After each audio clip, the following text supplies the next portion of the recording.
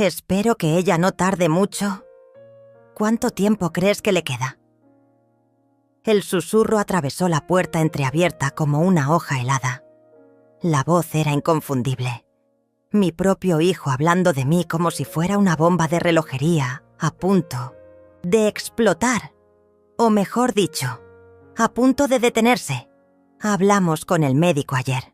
Dijo que con su edad, sumada al estrés, podemos comenzar el proceso pronto. 3 meses, tal vez menos. Me quedé helada. Mi sangre se detuvo en mis venas mientras contenía la respiración, inmóvil detrás de la puerta de mi propio despacho. ¿3 meses para qué? ¿Qué proceso era ese?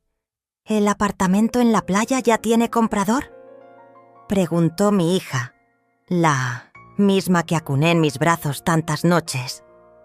Necesitamos planear la división antes de que el papeleo de la interdicción esté listo. Fue en ese momento, escondida en las sombras de mi propia casa, que entendí. Mis hijos no estaban contando con mi muerte natural. Estaban planeando algo mucho más cruel. Mi muerte en vida. Mi nombre es Dora Mendonça. Tengo 62 años, salud perfecta y más lucidez de lo que cualquiera imagina. Durante 4 décadas, me levanté antes que el sol para construir un imperio textil que hoy sustenta a cientos de familias. Sacrifiqué fines de semana, vacaciones, momentos que no volverán. Todo para dejar un legado a mis hijos. Poco sabía yo que estaba alimentando serpientes en mi propio nido. ¿Y para qué? Aquella noche, escondida detrás de la puerta como una intrusa en mi propia vida, descubrí la respuesta. Mientras yo contaba los hilos de mis telas, creando una fortuna con mis propias manos, mis hijos contaban los días para deshacerse de mí. Pero cometieron un error fatal. Subestimaron a la mujer que enfrentó una industria dominada por hombres, sobrevivió a 3 crisis económicas y reconstruyó su vida después de perder al amor de su vida. Subestimaron a la leona que aún tenía colmillos afilados. Aquella conversación lo cambió todo. Y si querían guerra, tendrían guerra. Esta es la historia de cómo descubrí la traición más dolorosa posible y cómo les pagué con la misma moneda. Siempre fui una mujer trabajadora. Vengo de una familia sencilla. Mi padre era conductor de autobús y mi madre costurera. Quizás de ahí vino mi amor por las telas. La recuerdo manipulando retazos coloridos en nuestra pequeña sala, transformando sobras en hermosas colchas que vendía para complementar los ingresos. Dora, me decía, en la vida necesitas aprender a hacer mucho con poco. Fue la lección más valiosa que recibí. Empecé vendiendo ropa de puerta en puerta cuando tenía apenas 22 años. Mi tienda era una vieja maleta de cuero que mi padre me regaló. La cargaba por kilómetros todos los días, tocando puertas, enfrentando rechazos, conquistando clientes. Mis pies quedaban en carne viva, pero mi determinación nunca disminuyó. Augusto entró en mi vida como un vendaval. Alto, de ojos verdes magnéticos y una sonrisa que iluminaba cualquier ambiente. Trabajaba en el banco donde yo intentaba, por 3ª vez, conseguir un pequeño préstamo para aumentar mi inventario. Los otros gerentes me habían rechazado. Una mujer joven, sin garantías, solo con sueños demasiado grandes. Augusto, sin embargo, vio algo en mí. «Señorita Mendonça», dijo, después de analizar mi propuesta. «Su plan de negocios es impecable. Solo necesita algunos ajustes». Pasó 2 horas conmigo después del horario de trabajo, refinando números, señalando oportunidades, creyendo en mi potencial. El préstamo fue aprobado la semana siguiente. 6 meses después, estábamos casados. Augusto era contador y me apoyaba en todo, pero el dinero siempre fue escaso en los primeros años. Vivíamos en un apartamento minúsculo, ahorrando cada centavo. Por la noche, después de que él se dormía, yo seguía trabajando. diseñando modelos, planeando cómo expandirme, soñando con el futuro. La primera tienda física llegó 3 años después. Un espacio pequeño, casi un cubículo, pero para mí era un palacio. Contraté a 2 vendedoras y me dediqué a la producción y las compras. La idea de fabricar nuestras propias telas surgió cuando me di cuenta de cuánto dinero perdía con intermediarios. Comencé con un telar, luego 2, después 5. Antes de que nos diéramos cuenta, ya no éramos una tienda, sino una pequeña fábrica con espacio de ventas. Fue con mis propias manos que transformé aquel pequeño negocio en una fábrica textil que hoy emplea a más de 200 personas. 200 familias que dependen de mis decisiones. Es un peso que llevo con orgullo, a pesar de los sacrificios que exigió. Hubo momentos difíciles, claro. La gran inundación de 1987 que destruyó nuestro primer galpón. Perdí meses de inventario y casi me rindo. La crisis económica de 1992 que llevó a la mitad de mis competidores a la quiebra. Sobrevivimos comiendo fideos instantáneos durante 6 meses y trabajando 18 horas al día. La llegada de las telas chinas en 2001 que derrumbó los precios del mercado. Tuvimos que reinventar completamente nuestro modelo de negocio, apostando por calidad y exclusividad. Theo nació cuando yo tenía 30 años. El embarazo no fue planeado. Estábamos en plena expansión de la fábrica. Acababa de conseguir un financiamiento importante para nuevos equipos. Pensé en postergar la maternidad, pero Augusto estaba radiante con la idea de ser padre. Dora, estamos construyendo un imperio. Necesitamos herederos, decía con aquella sonrisa que derretía mi resistencia. Trabajé hasta el día del parto, literalmente. Mi bolsa se rompió durante una reunión con proveedores italianos. Insistí en cerrar el contrato antes de ir al hospital. Los italianos se divirtieron. Dijeron que yo era una donna formidabile. Augusto no le encontró tanta gracia, pero ya estaba acostumbrado a mi obstinación. Theo nació sano, con los ojos verdes de su padre, y, para mi sorpresa, mi terquedad. Desde pequeño mostró una personalidad fuerte, determinación, a veces incluso cierta arrogancia que me preocupaba. «Se parece a ti», decía Augusto. «No, a ti», le respondía yo. Ahora me doy cuenta de que no se parecía a ninguno de nosotros, no en lo que realmente importa. Livia llegó 2 años después. Fue un embarazo difícil, con muchas náuseas y complicaciones. Casi la pierdo en el 6º mes. Una amenaza de parto prematuro que me obligó a guardar reposo absoluto. Fue la primera vez que necesité alejarme de los negocios. Augusto asumió temporalmente, con la ayuda de mi gerente de confianza. Fue un periodo angustiante, no solo por el embarazo de riesgo, sino también por estar lejos de la fábrica. Parecía que me habían arrancado una parte de mí.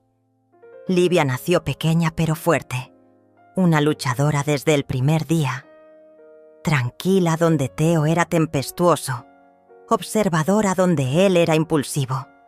Complementarios y al mismo tiempo tan diferentes. Nuestro equilibrio perfecto, solía decir Augusto. Crié a mis hijos entre rollos de tela y reuniones con proveedores. La fábrica era su segundo hogar. Tenían un rinconcito especial en la oficina con juguetes y libros, pero frecuentemente los encontraba en el galpón de producción, fascinados por las máquinas gigantes, por los colores vibrantes de las telas, por el ritmo frenético de los trabajadores. Muchas veces sentí culpa por no estar tan presente como me hubiera gustado. Me perdí presentaciones escolares, partidos de fútbol, momentos que no vuelven. Las niñeras se turnaban, competentes pero impersonales. En las raras noches en que lograba llegar a tiempo para acostarlos, ya estaban dormidos, exhaustos de esperar a la madre que nunca llegaba. Pero me consolaba pensando que estaba construyendo un futuro para ellos, un legado sólido, seguridad financiera, oportunidades que yo nunca tuve. Cuando crezcan, entenderán, le decía a Augusto en las noches en que la culpa me consumía. El imperio de Doña Dora, bromeaba él, tratando de animarme. Decía esto, con aquella sonrisa amplia que me conquistó en mi juventud, los ojos verdes brillando de admiración. Augusto siempre fue mi puerto seguro, mi conciencia, el equilibrio que necesitaba.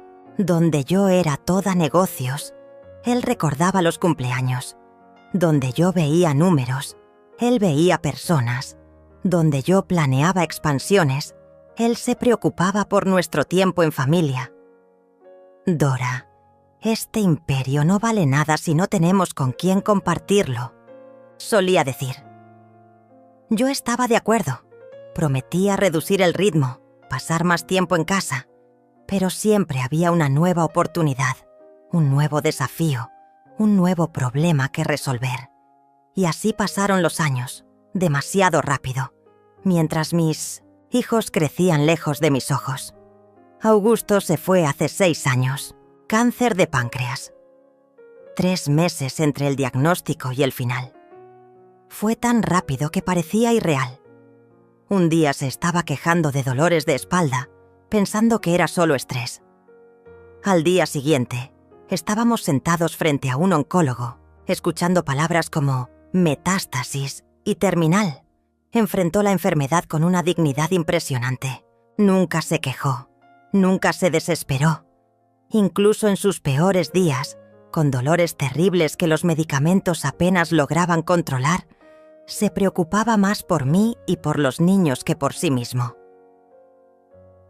Dora, me dijo una noche, sosteniendo mi mano, con las pocas fuerzas que le quedaban, prométeme que reducirás el ritmo después de que me vaya, que conocerás a tus nietos, que te permitirás vivir más allá de la fábrica. Lo prometí, con lágrimas en los ojos, sabiendo en el fondo que era una promesa difícil de cumplir. Ni siquiera tuvimos tiempo de despedirnos adecuadamente. Entró en coma 2 días después de aquella conversación y no despertó más. Fue como si un huracán entrara en mi vida y se llevara todo lo que daba sentido a mis días. La mitad de mí que traía equilibrio, que me recordaba que existía un mundo más allá de los negocios, que me amaba incondicionalmente, a pesar de todas mis fallas. Theo y Livia sufrieron a su manera. Theo, siempre práctico, se sumergió en el trabajo como yo, asumiendo responsabilidades en la empresa sin que yo se lo pidiera. Livia se encerró. Pasó semanas casi sin hablar. Luego estalló en una crisis de rebeldía que culminó en su primer matrimonio desastroso a los 22 años. Yo me sumergí aún más en el trabajo. Era lo único que me impedía hundirme. 16, a veces 18 horas al día en la fábrica. Dormía en la oficina con frecuencia, volviendo a casa solo para bañarme y cambiarme de ropa. La mansión que compramos cuando el negocio finalmente despegó me parecía ahora un mausoleo frío y vacío, lleno de recuerdos demasiado dolorosos para enfrentar. Cuando me di cuenta, la casa estaba demasiado vacía.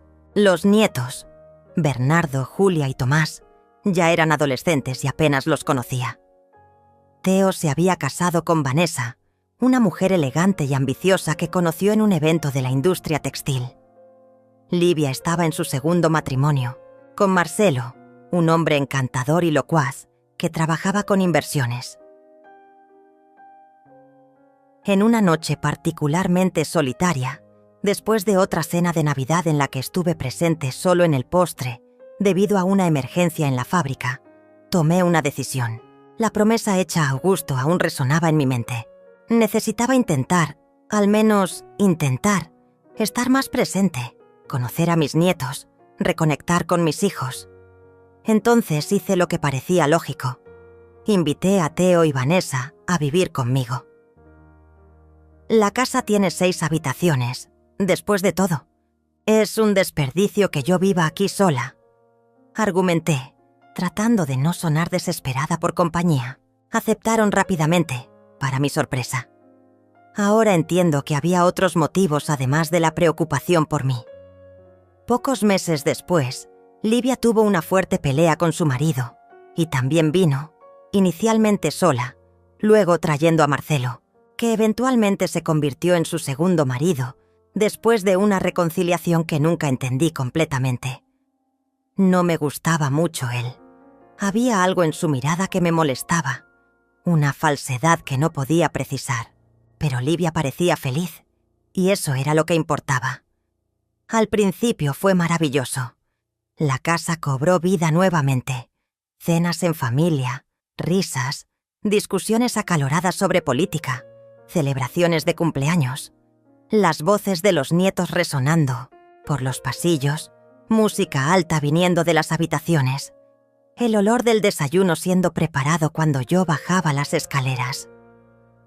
Finalmente sentía que tenía aquello por lo que trabajé tanto.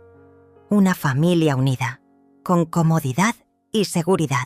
Por un tiempo, incluso logré reducir el ritmo en el trabajo. Delegaba más. Volvía a casa a tiempo para la cena al menos 3 veces por semana. Asistía a los partidos de baloncesto de Bernardo y a las presentaciones de ballet de Julia. Comencé a conocer a mis nietos como personas, no solo como los hijos de mis hijos. Bernardo, tan serio y responsable, con un talento increíble para los números, muy parecido a Augusto. Julia, artística y sensible, siempre dibujando, creando. Tomás, el menor, callado y observador, con una inteligencia que a veces me asustaba. Las primeras señales de cambio fueron sutiles, tan sutiles que me pregunto si no estaban ahí desde el principio y yo, en mi carencia de afecto después de perder a Augusto, simplemente no quise ver. Era un comentario aquí, una pregunta allá. Pequeñas señales que, aisladas, parecían inocentes. Juntas formaban un patrón perturbador que solo pude ver cuando ya era demasiado tarde. Theo comenzó a aparecer en mi despacho en casa con frecuencia, siempre con alguna excusa. Un documento para firmar, una duda sobre la empresa, un proveedor que quería conocerme. Pero, invariablemente, la conversación derivaba hacia el mismo tema. «Mamá, ¿qué te parece si actualizamos tu testamento? Estoy preocupado. Ya no eres una jovencita». Decía esto con una sonrisa, como si fuera una broma. Pero insistía, semana tras semana. La primera vez respondí con naturalidad. «Mi testamento está en orden, hijo. Durval se encarga de eso». Durval era mi abogado desde hacía más de 30 años. Uno de los pocos amigos verdaderos que hice a lo largo de la vida. Durval se está haciendo viejo, mamá. Tengo un amigo abogado, especialista en derecho sucesorio, mucho más actualizado con las nuevas leyes. Insistió. Rechacé educadamente, pero él volvía al tema con una frecuencia alarmante. A veces frente a los demás, como quien no quiere la cosa. «Mamá, ¿viste ese reportaje sobre aquella empresaria que murió sin organizar la sucesión? La familia está en guerra desde hace años». Vanessa, mi nuera, de repente descubrió un enorme interés por mi salud. Al principio parecía simplemente amable. Me traía tés, preguntaba cómo me sentía, sugería médicos y tratamientos para pequeñas dolencias comunes de la edad.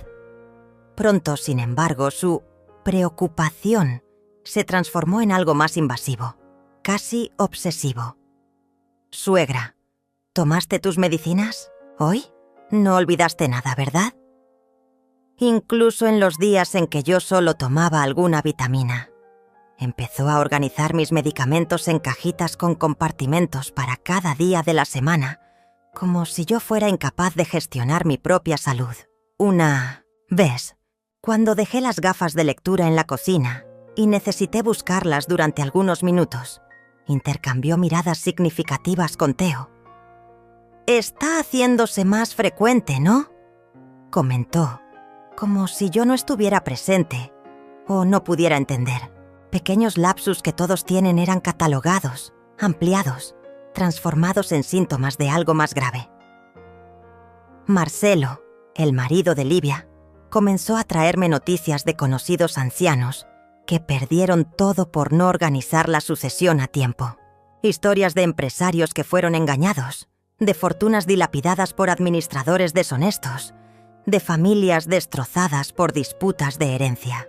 Doña Dora, decía con aquella sonrisa que nunca alcanzaba sus ojos, usted todavía es joven, pero necesitamos pensar en el futuro de la empresa.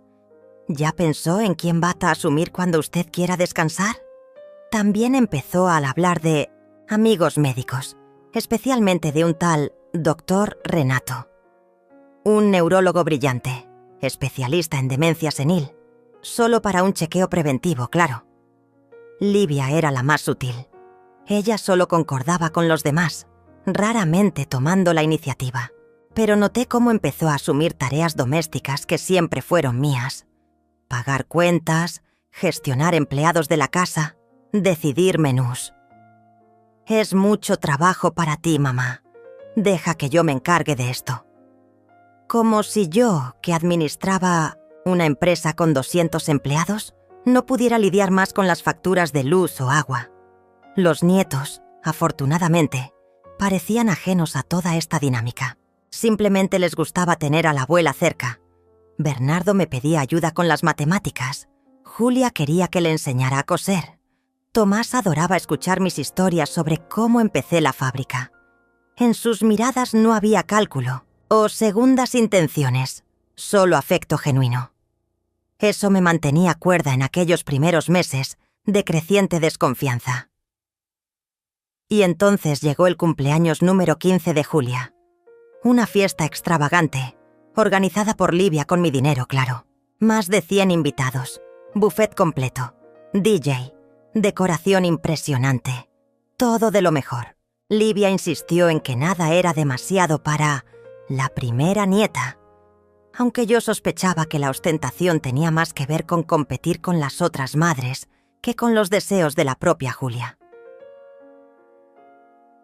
En medio de la fiesta, cuando las luces estaban bajas y la música demasiado alta para cualquier conversación significativa, recordé que había guardado un collar de perlas que fue de mi madre para dárselo a Julia.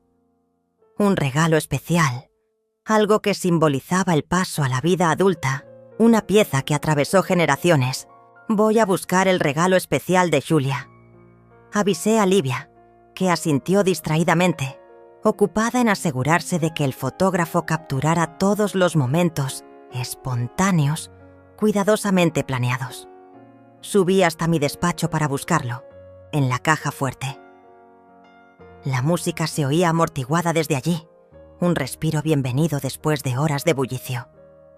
Estaba tan concentrada en la combinación de la caja fuerte que al principio no noté las voces que venían de la terraza contigua. Fue cuando lo escuché, voces en la terraza contigua al despacho. La ventana estaba entreabierta y no era mi intención escuchar, pero escuché y lo que oí me heló la sangre. Solo necesitamos el informe del doctor Renato. Él ya me garantizó que puede incluir señales de demencia inicial en el diagnóstico. Era la voz de Teo, mi hijo, el mismo que acuné tantas noches en mis brazos.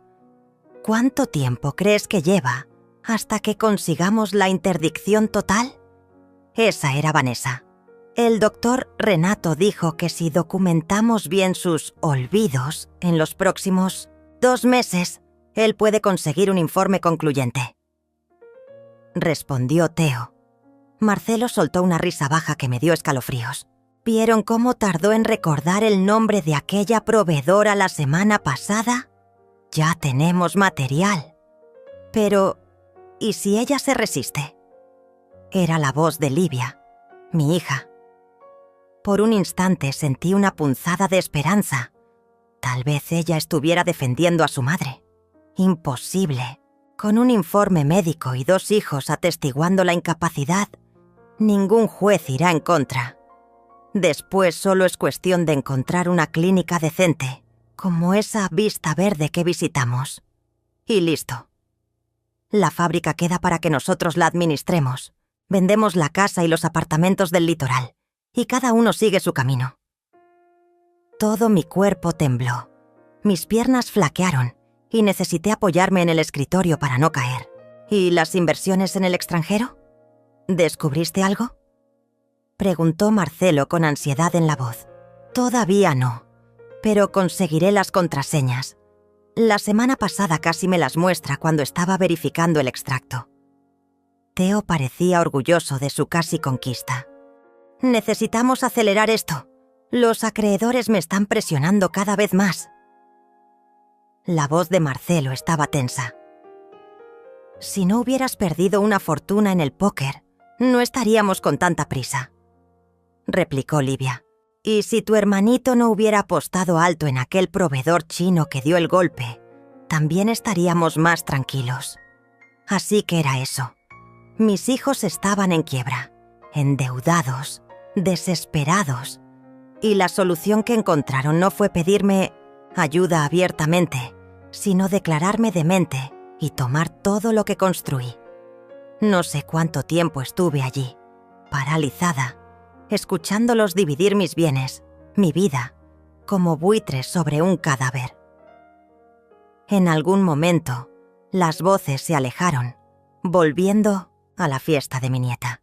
Una fiesta que yo estaba pagando mientras su madre y su tío planeaban internarme. Bajé de vuelta a la fiesta como un autómata. El collar de perlas olvidado en la caja fuerte. Sonreí, canté feliz cumpleaños. Posé para fotos. Por fuera, era la misma Dora Mendonça de siempre. Por dentro, estaba hecha pedazos. Aquella noche, después de que todos se fueran a dormir, lloré como no lloraba desde la muerte de Augusto. Lloré por el tiempo perdido, por los sacrificios, por la traición. Lloré por darme cuenta de que tal vez nunca había conocido verdaderamente a mis propios hijos. Pero cuando el sol salió, algo dentro de mí había cambiado. El llanto dio lugar a la rabia. Y la rabia, a la determinación. Si querían guerra, tendrían guerra. No construí un imperio textil siendo débil o indecisa. Estaban a punto de descubrir que la leona aún tenía colmillos afilados. A la mañana siguiente, bajé al desayuno sonriendo como si nada hubiera pasado. Tomé mi café y olvidé dónde había dejado mis gafas, que estaban en mi propia cabeza. Vi la mirada que Theo y Vanessa intercambiaron. Comenzaba allí mi actuación. Y también mi plan de venganza.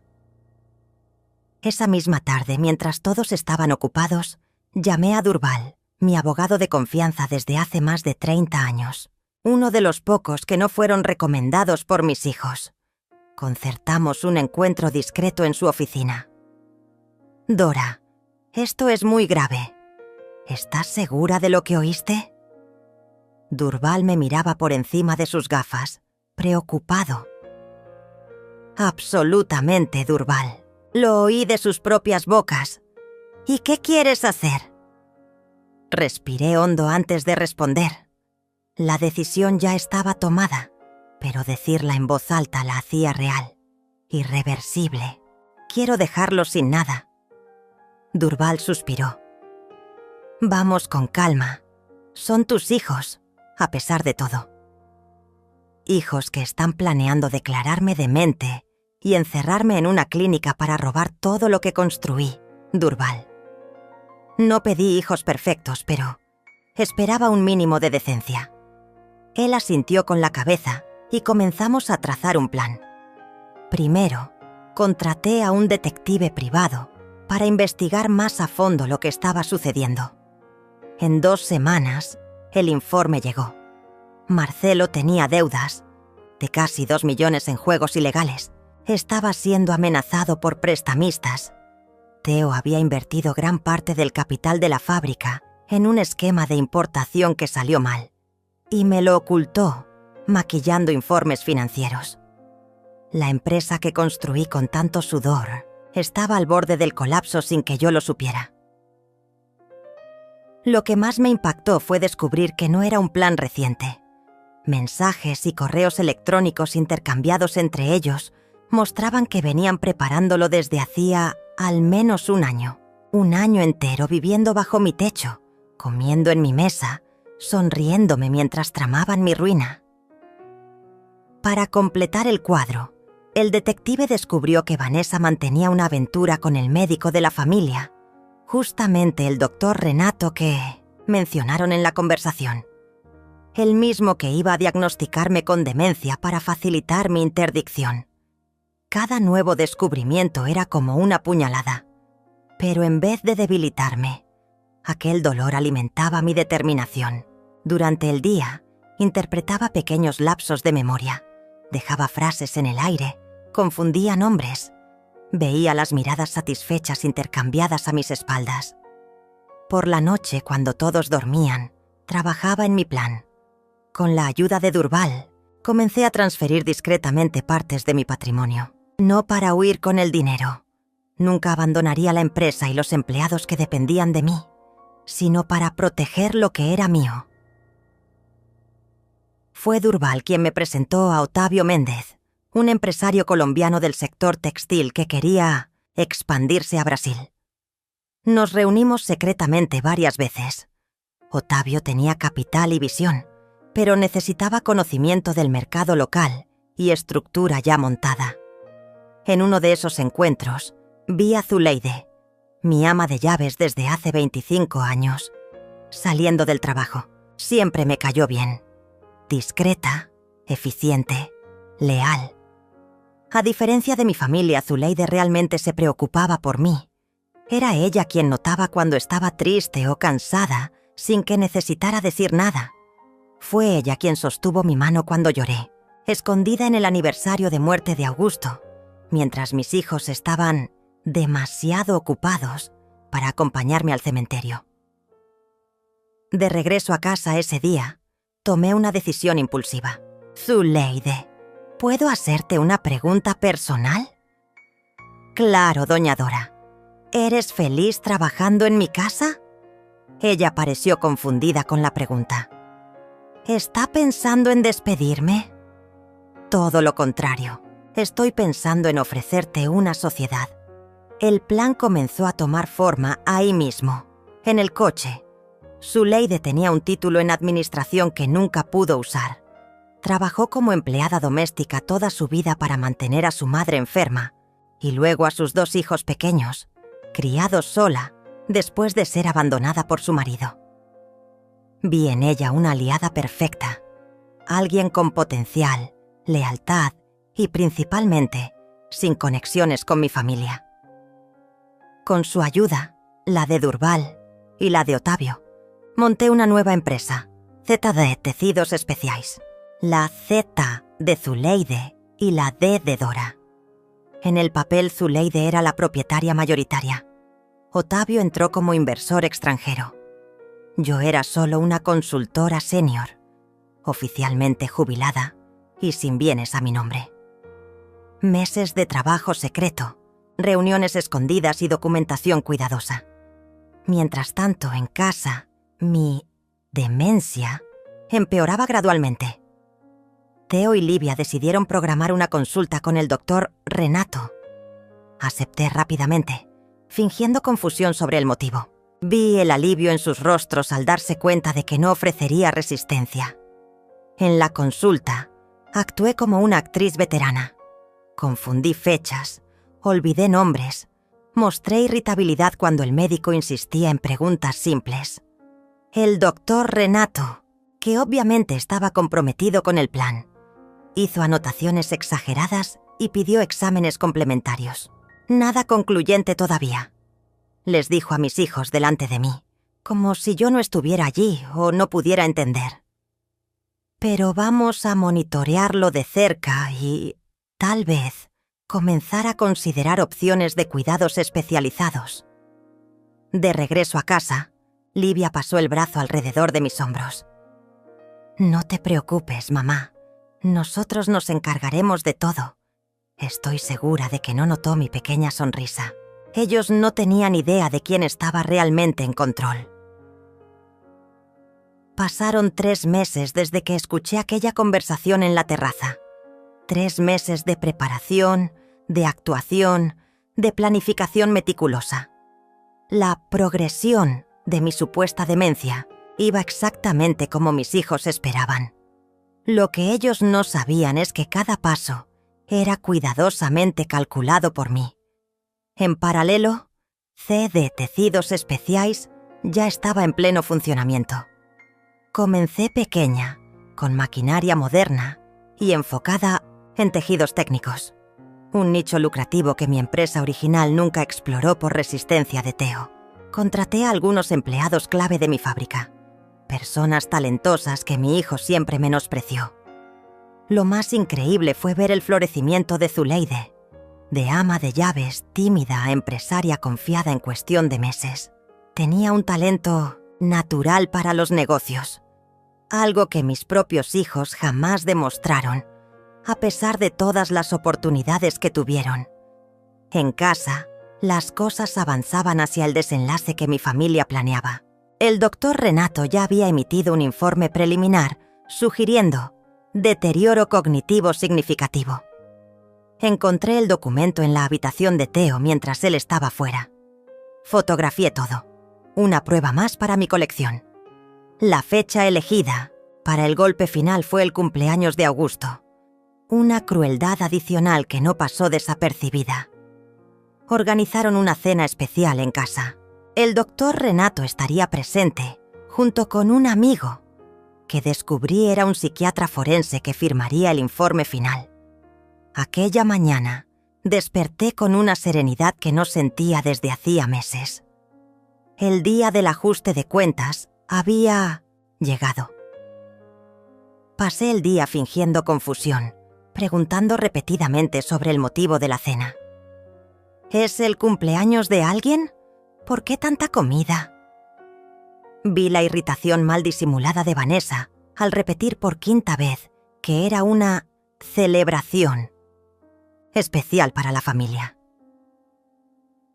Cuando los invitados comenzaron a llegar, me quedé en mi habitación. Oí las voces abajo, risas nerviosas, el tintineo de copas. Theo vino a buscarme. «Mamá, todos te están esperando. Ven, es una noche especial». Bajé apoyada en su brazo, interpretando fragilidad. La mesa estaba hermosa, debo admitir. Flores, velas, la mejor porcelana. Una bella puesta en escena para el crimen que estaban a punto de cometer. «Doña Dora, qué placer volver a verla». El doctor Renato se acercó con falsa cordialidad. «Este es mi colega, el doctor Paulo Asunção». La cena transcurrió como esperaba. Conversaciones superficiales, preguntas capciosas para probar mi memoria, miradas de preocupación intercambiadas cuando yo deliberadamente confundía algún detalle o dejaba una frase en el aire. Después del postre, Theo hizo un brindis emocionado. Por mi madre, que siempre cuidó de todos nosotros y ahora merece ser cuidada. Vi lágrimas en los ojos de Livia. Falsas, ahora lo sabía. O tal vez verdaderas, pero de alivio por estar a punto de poner las manos en lo que querían. Fue cuando Zuleide entró en el comedor. No estaba con el uniforme de ama de llaves, sino elegantemente vestida con un traje azul marino. Todos parecieron confundidos con su presencia y apariencia. «Con permiso, doña Dora. Los documentos que usted pidió». Me entregó una carpeta mientras todos observaban en silencio. «Gracias, Zuleide. Llegaste justo a tiempo». Me volví hacia la mesa. «Creo que ahora podemos comenzar la verdadera reunión de la noche, ¿no es así?» El silencio que siguió fue ensordecedor. Abrí la carpeta con calma y saqué los documentos, uno por uno, colocándolos sobre la mesa. Theo, Livia.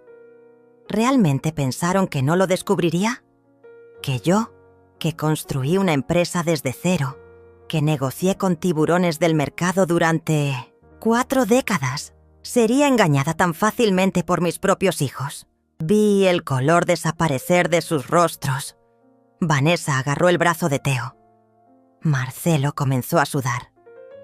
«Mamá, ¿de qué estás hablando?» Livia intentó, su voz fallando. «Estoy hablando de esto».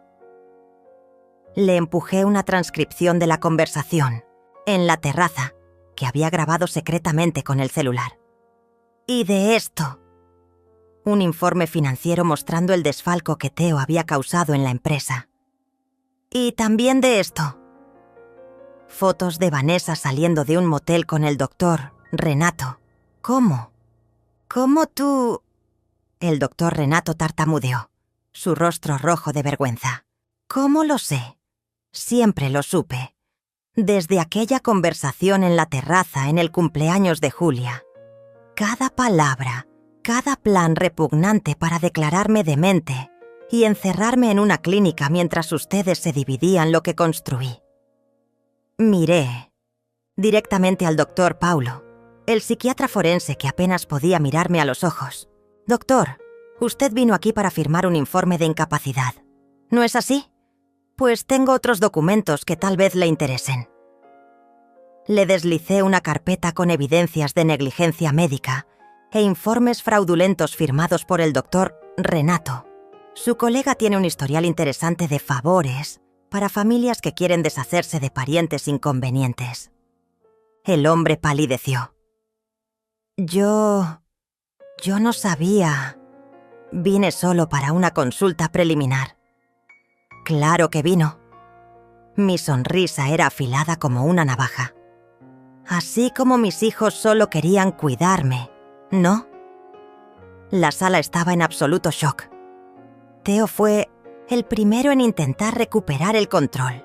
«Mamá, hay un terrible malentendido. Nosotros solo queríamos...» «Ahórratelo, Theo». Mi voz cortó la suya como acero. «Tengo grabaciones, correos electrónicos, mensajes. Sé sobre tus deudas, sobre el dinero que desviaste de la empresa, sobre los planes para internarme en la clínica Vista Verde mientras ustedes vendían mis propiedades».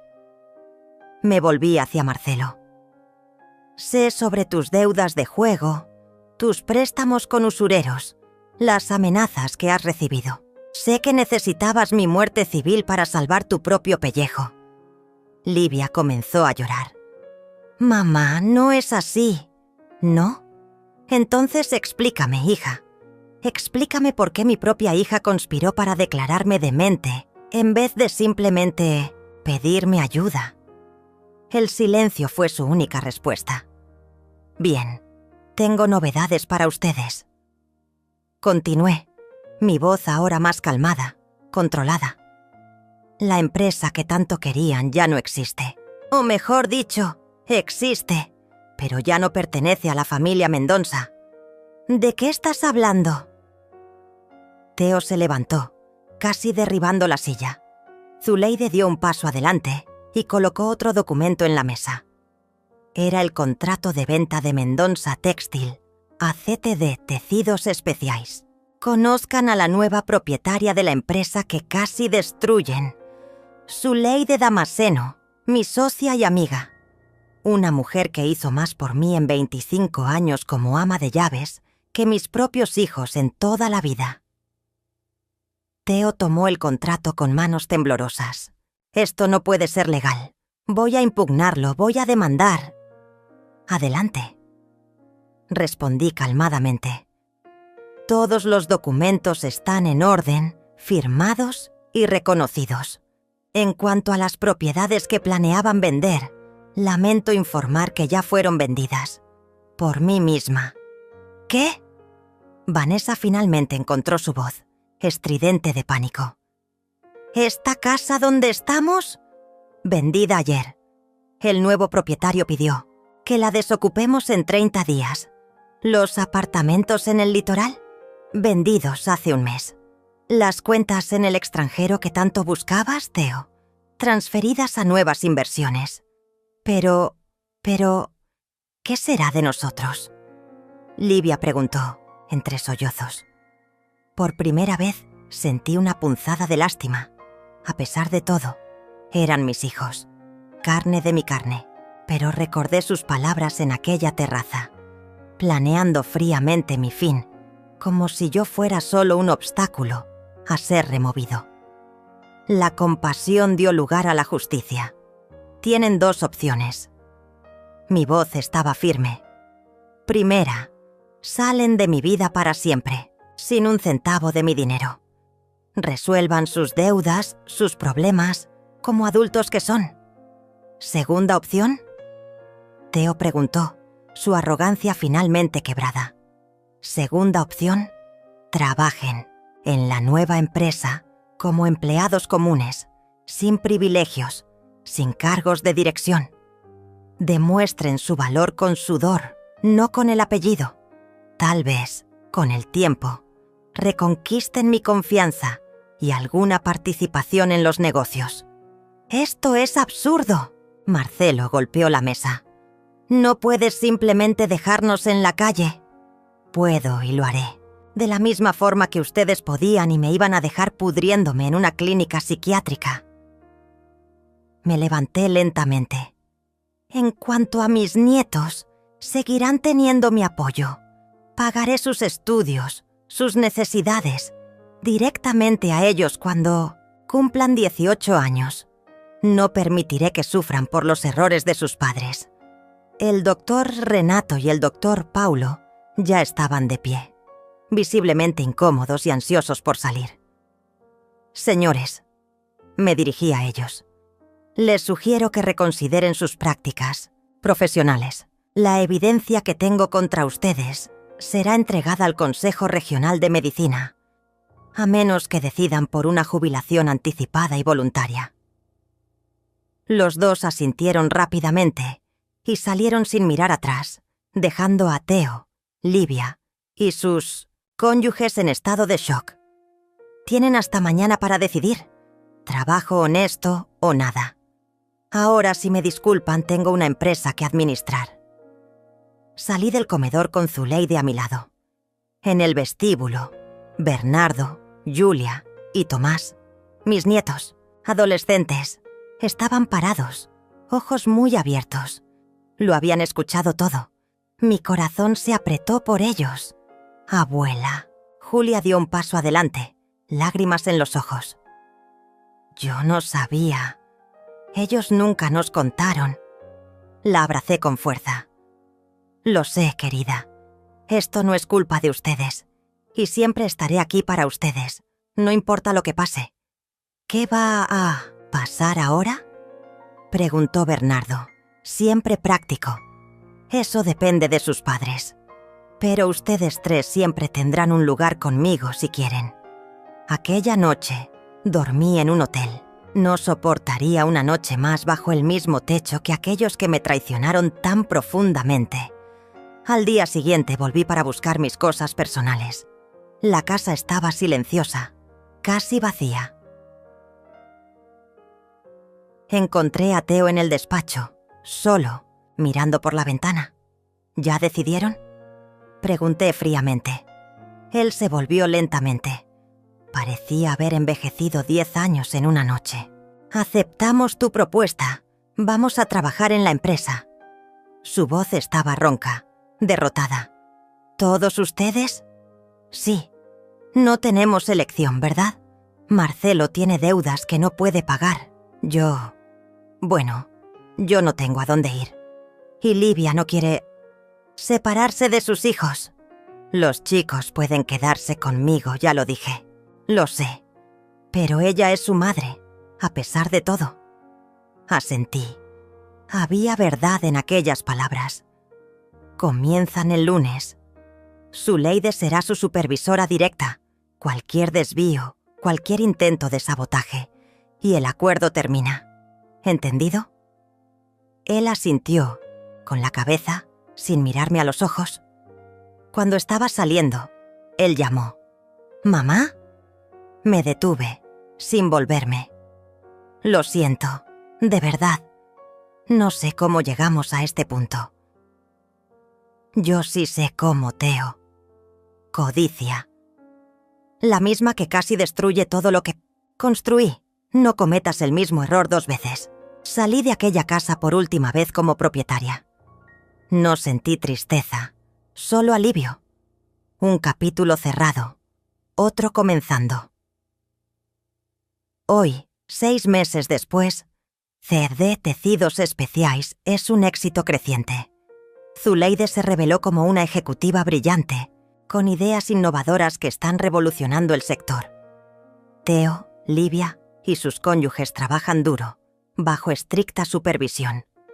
Todavía no confío en ellos completamente. Tal vez nunca confíe, pero veo señales de cambio genuino, especialmente en Livia. Mis nietos pasan los fines de semana conmigo en el nuevo apartamento que compré. Más pequeño, más acogedor, más parecido a mí. Bernardo me confesó recientemente que está orgulloso de lo que hice. La abuela es dura, dijo con una sonrisa. Sí, soy dura.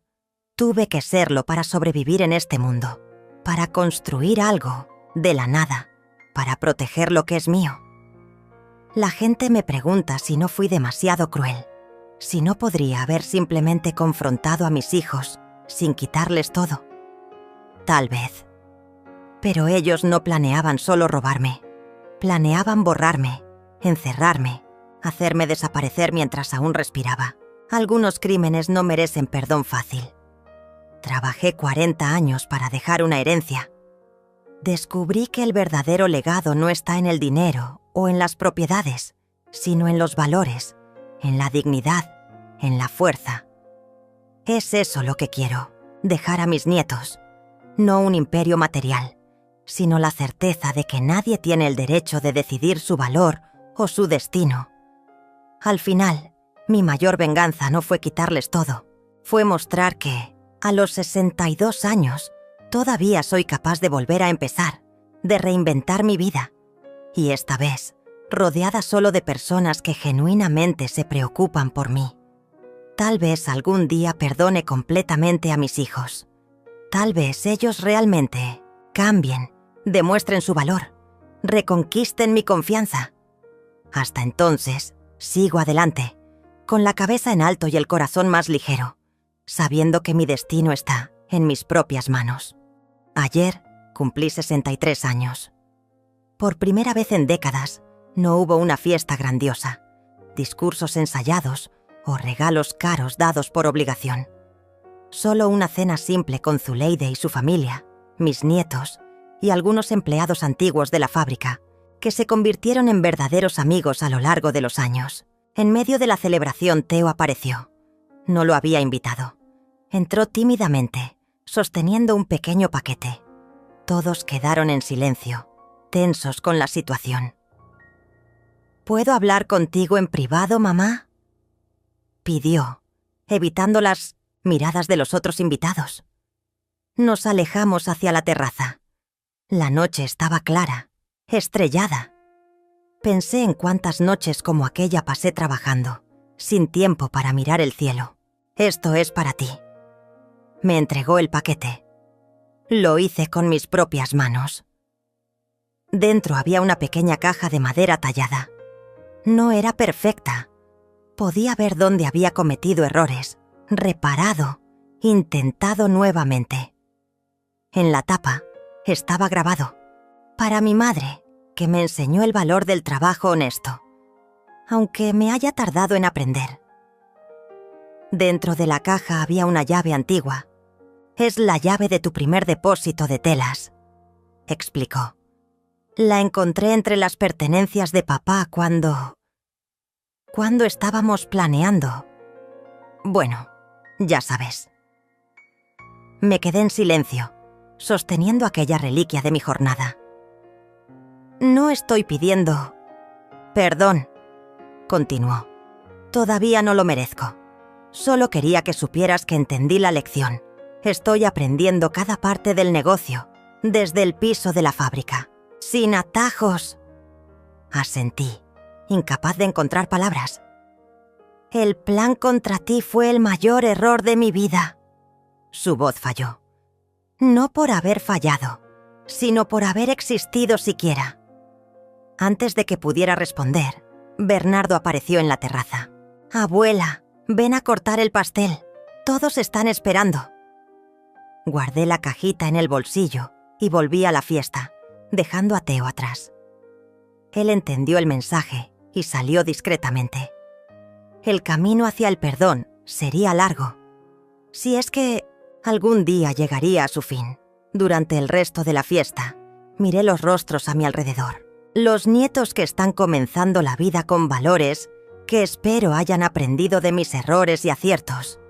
Zuleide, que demostró que la lealtad y la competencia valen más que los lazos de sangre. Los empleados que crecieron conmigo, que confiaron su subsistencia a mi sueño. Fue para ellos que trabajé 40 años.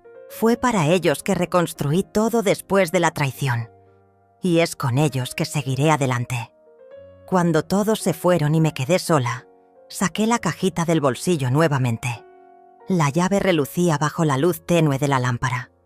Recordé cuando abrí aquel primer depósito, de las noches dormidas entre telas, del sudor y las lágrimas que dediqué a aquel sueño. Quizás fue eso lo que mis hijos nunca entendieron, que el verdadero valor no está en lo que poseemos, sino en lo que construimos. No en las cosas que podemos comprar, sino en las vidas que podemos tocar. La herencia que realmente importa no es de dinero o propiedades, es de dignidad, fuerza y propósito. Coloqué la cajita en la mesa de noche. Mañana sería otro día de trabajo.